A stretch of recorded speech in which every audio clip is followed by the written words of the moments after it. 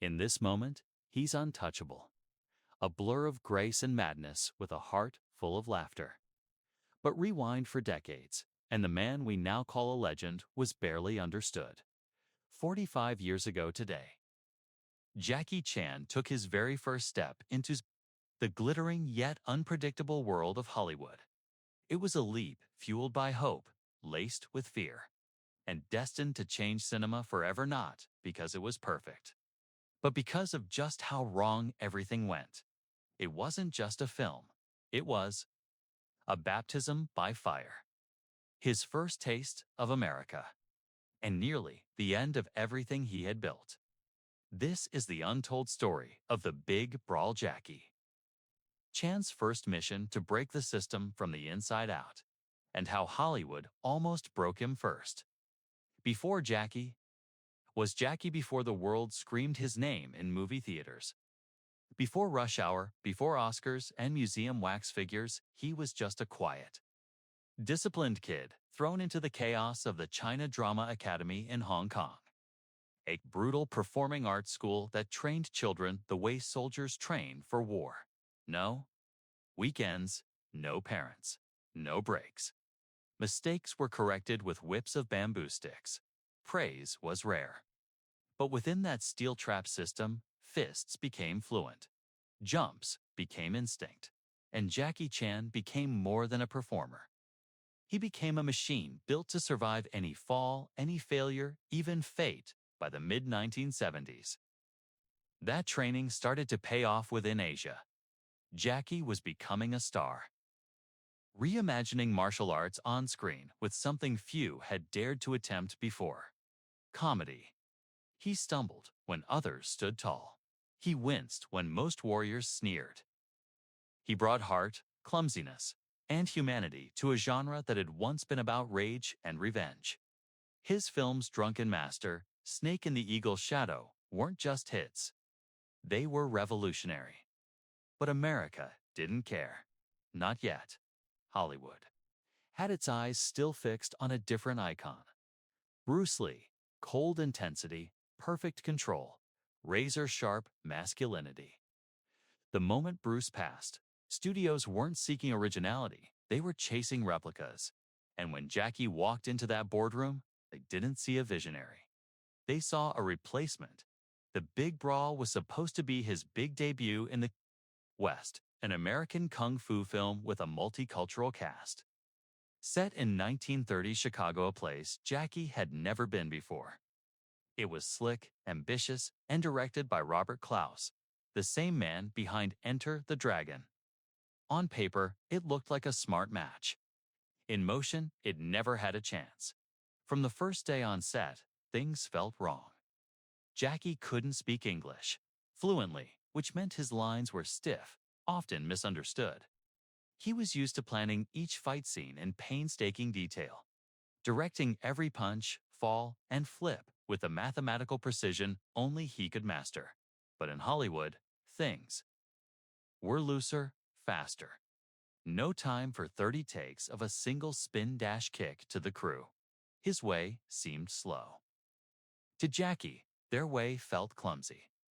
Jackie was told to follow fight choreography written by people who didn't know his rhythm, didn't understand his art. What made his Hong Kong films shine? The blend of speed, improvisation, humor, danger was stripped away, replaced with rigid American stunt rules and safe choices. He was a lion in a cage. There's a moment in Big Brawl that still echoes. Jackie's character is surrounded, facing down a gang of fighters. It should be electric. But something's missing. The energy is off. The camera lingers too long. The motion is too slow. Jackie ducks a punch not because he needs to, but because the script told him to. It was the first time his fans had seen him like this, contained, and it felt wrong. When the film finally hit theaters, the reaction was lukewarm at best. Critics praised his physicality, but questioned the story. Audiences liked his charm, but didn't feel the connection. Box office numbers weren't a disaster, but they didn't kick down any doors either. Internally, Jackie was crushed in Hong Kong. He was a symbol of what martial arts could evolve into. But here, in America, he was background noise. What made it worse is he knew it wasn't entirely their fault. He had allowed it to happen. Later in interviews, Jackie would admit he didn't fight hard enough. He was still young. He wanted to be accepted, wanted to be polite. He trusted that the filmmakers would understand his choices. But they didn't. And worse, they thought they were improving him. Imagine overcoming a childhood of hardship, rising to global fame only to feel erased, watered down for market appeal. That's what his Hollywood debut felt like. He returned to Asia quietly. Box office talks faded. The buzz dulled. But something inside Jackie burned hotter than ever. If America wouldn't let him be himself, then he'd show them what they were missing. And so began a decade of defiance. Back in Hong Kong, Jackie took the pain of the big brawl and turned it into a creative explosion. He doubled down on everything that American studios told him couldn't work. He directed and starred in Project A, Police Story, Armor of God, and created some of the wildest, most daring stunts ever put on screen. No wires, no stunt doubles. Just Jackie leaping from clock towers, crashing through glass, swinging from helicopters, laughing the whole way down. He didn't just earn respect, he earned awe, and slowly audiences in the West began to notice. Import tapes circulated. VHS cult followings grew. Action junkies whispered about this madman from Hong Kong who did all his own stunts and smiled in the face of broken bones. Then, it happened.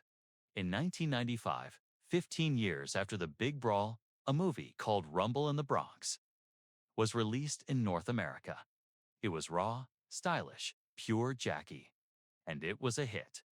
He didn't change for the West. This time, the West had to catch up to him. That success led to Rush Hour and with it, superstardom. Not just action star status, but global brand status. Finally, the real Jackie Chan was on American screens. Flawed, funny, fast, and full of heart. And the world loved him for it. But he never forgot that first American film. He never forgot what it felt like to be misunderstood at the door of your biggest dream, and what it took to walk away until the door opened the right way. Today, Jackie Chan is more than an actor, he's a cultural bridge. A man who redefined two industries by being unapologetically himself. Across 4 decades, he's reminded generations that success doesn't always come easy or quickly. That sometimes the breakthrough moment isn't made by cheers, but silence, because often failure is the first gift. It humbles, it shapes. It teaches you what you'll never compromise again. The big brawl didn't make Jackie Chan, but it revealed who he wasn't willing to become. And maybe that was the most heroic stunt of all